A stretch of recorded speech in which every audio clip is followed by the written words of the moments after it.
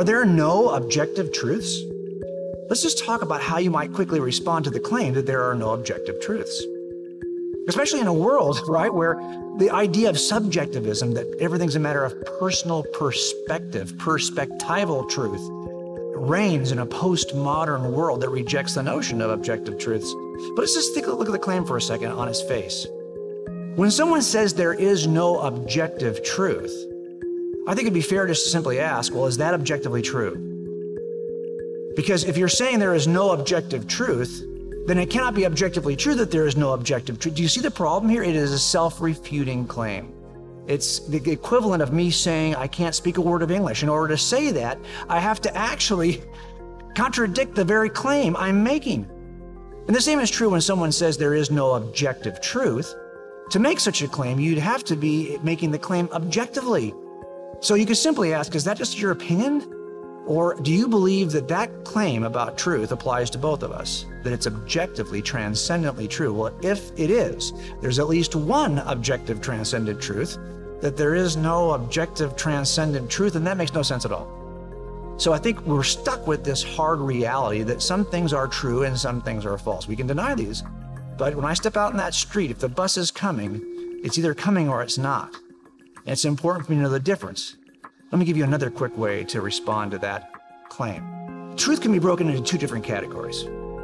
There are subjective truth claims and objective truth claims. Now, subjective truth claims are the kinds of personal opinions that subjects like myself can hold. So if I said to you, for example, chocolate chip cookies are the best dessert. Well, that's a subjective claim because it's my personal opinion that chocolate chip cookies are the best dessert. If I said to you, on the other hand, that the antibiotic isoniazid is what cures tuberculosis, well, my opinion cannot control what cures tuberculosis. I can't say, well, my opinion a Diet Coke would cure tuberculosis. Well, you could say that, but it won't cure it.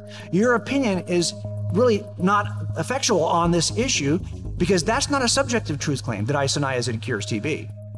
That's an objective truth claim because it's not grounded or based on the claims of a subject. It's based on the reality of an object known as isoniazid. There's a difference between subjective claims and objective claims. Now look, I don't think we should spend a lot of time arguing with people about our subjective opinions.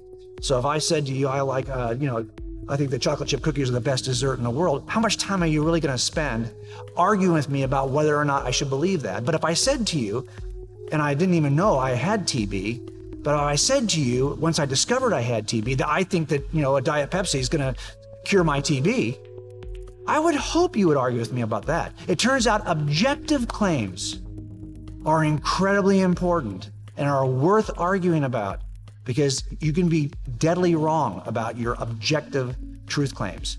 I would hope you would tell me, no, that diet soda is not going to cure your TB. Isoniazid does that. Now, why is this important to us? Because the claim that God exists or that Christianity is true is not a subjective claim, like my opinions related to cookies.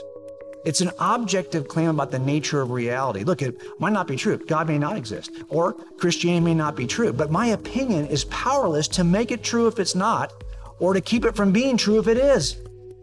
These are the kinds of claims we ought to be discussing with our friends, right? Because like the cure for TB, Christianity is the cure for what is killing us spiritually.